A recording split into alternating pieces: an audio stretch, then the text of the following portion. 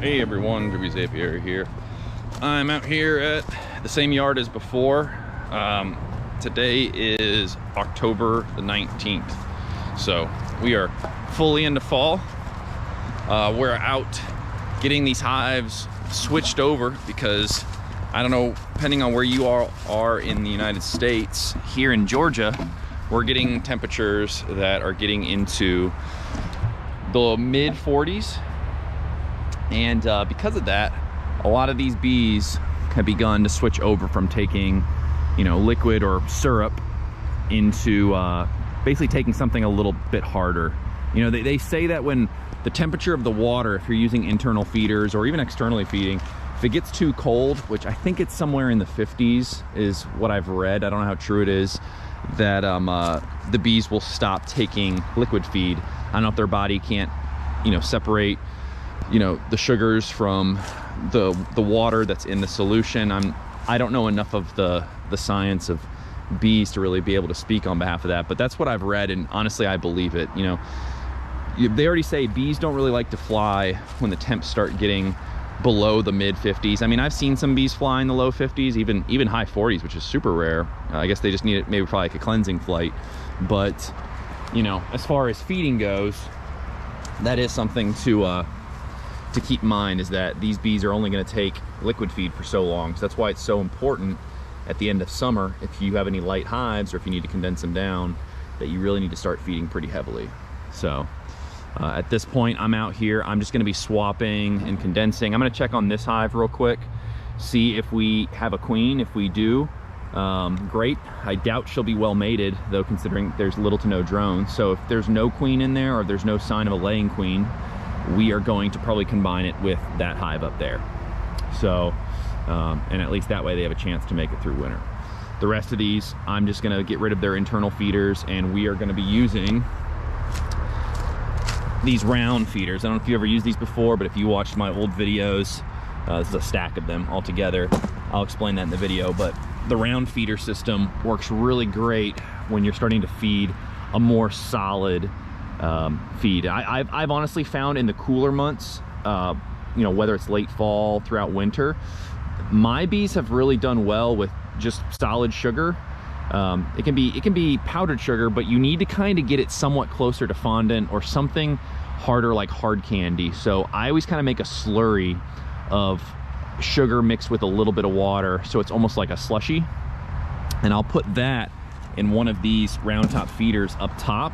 And that way, as it gets hard, the bees will take what they can off the slushy, but as they start to shrink it down, it starts getting harder and harder, they can start to walk upon the surface, and they'll still just feed on it throughout the cold months when they can. So that's kind of been my emergency supplemental feed that I'll just top off every now and again as they need it, and they seem to like it. So without further ado, we'll get started out here, and I'll start and stop the video as I find something else to talk about.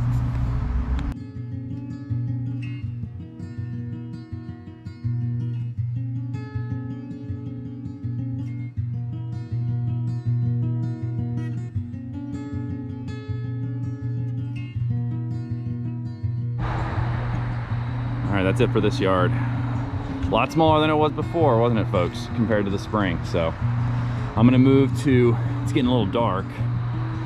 We're probably gonna have to do the other yard tomorrow. So we'll pick this up then and we'll continue on.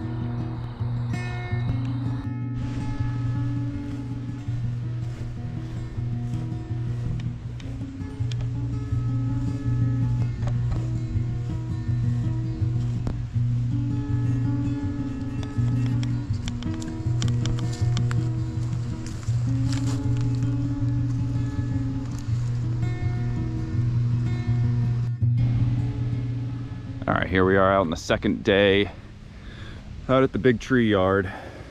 It is October the 20th, Friday. It's a beautiful morning. It's probably in the low 60s right now.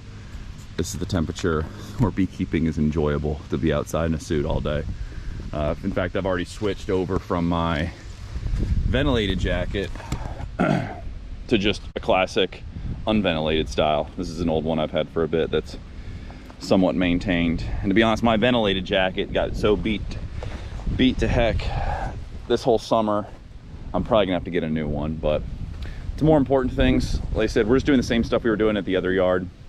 So, you know, things that I've been doing is obviously getting rid of the getting rid of the queen excluders. All these have queen excluders, and you know, with temps getting a little cooler, not really necessary. It does slow down my inspections on these hives when I'm looking for the queen, and she could be in the top box. But at this point, well, at this point you want her to be able to move with the swarm, or, you know, not with the swarm, but with the whole colony as they go up and down as the temperatures increase or decrease throughout the day and night. So keep that in mind. I'm out here also smashing some Joros. Here in Georgia, we have a Joro spider explosion.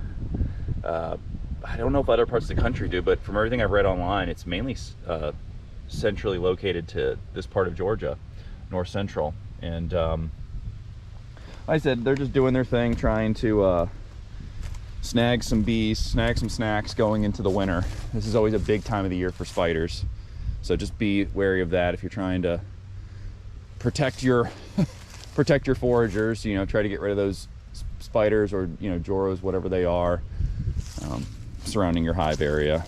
Aside from the queen excluders going away, reducing the entrances, and then yeah, we're condensing and consolidating. This is my final yard to do this at. I don't have video of me doing it at the first yard, but I've already did that earlier this week, switching them over from a more, I wouldn't call it solid feed, but something that's definitely not liquid. It's more of like a slushy that will get hard over time, and they'll feed on that as supplemental feed. So, but yeah, I'll stop the video if anything is good to show you. Otherwise, I'm just gonna time lapse it.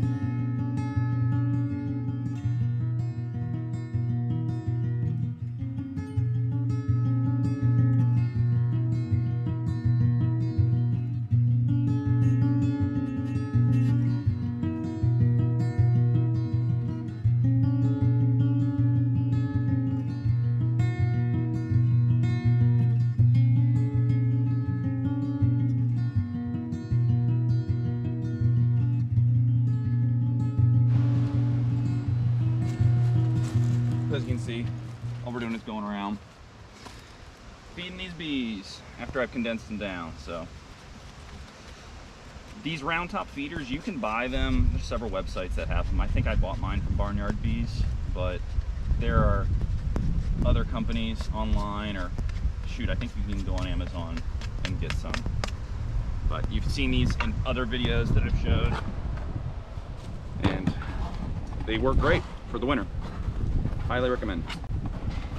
I've never really made a candy board before, so I can't speak on behalf of the efficacy of that, but I know they work from everything I've read.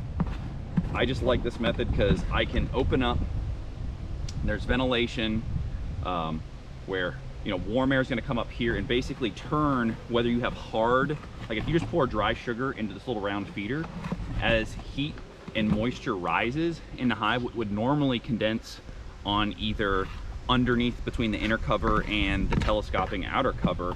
It's going to go in here instead and basically heat, add that moisture to the sugar, and again turn it almost into something close to a candy board. So pretty cool. Right now I'm just scraping the sugar and I'm just going to dump it in there. It's kind of clumpy right now, but I'm going to add a little bit of wet syrup on top of it once it's all in here.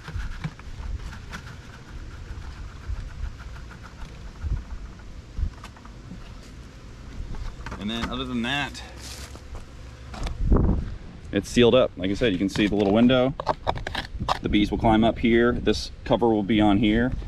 And Right now, the reason why I'm leaving the plastic cover over the hole is because I am mixing some liquid feed in there. I don't want the bees to drown. If you took this off and this was all liquid, you run the high risk of drowning. But once this is hardened and completely condensed, I will pull these plastic hole covers off, so that way the bees can just walk around freely and roam around in here. But again, for this visit, they're staying on, preventing drowning. So figure I'd share that. All right, that's pretty much it. So I just wanted to share where my bees are at, getting ready for late fall going into winter. So again, we've swapped everything over, and at this point, really the only thing I'm going to be doing on visits coming out is just going to be to top off that sugar. So visits don't have to be as often, probably every 3 weeks, 4 weeks even. You can do it once a month, and then probably right after Thanksgiving's when we'll start looking at oxalic treatments, just to do those once a month on times that we come out here to do a top off on their internal feeders. But the bees that are out here, cross our fingers, they're all looking good. They've all got good cluster, good cluster of bees. As obviously I've mentioned earlier in the video, lost a few more in the summer just from beetles, but it's the name of the game. Some years are a big beetle year, some years are a big wax moth, others are a big wasp year going into the fall, and you just never know what you're gonna get, and you just have to adapt and improve upon lessons learned from previous years. So hope you all have a good one. Stay safe, take care, catch you on the next one.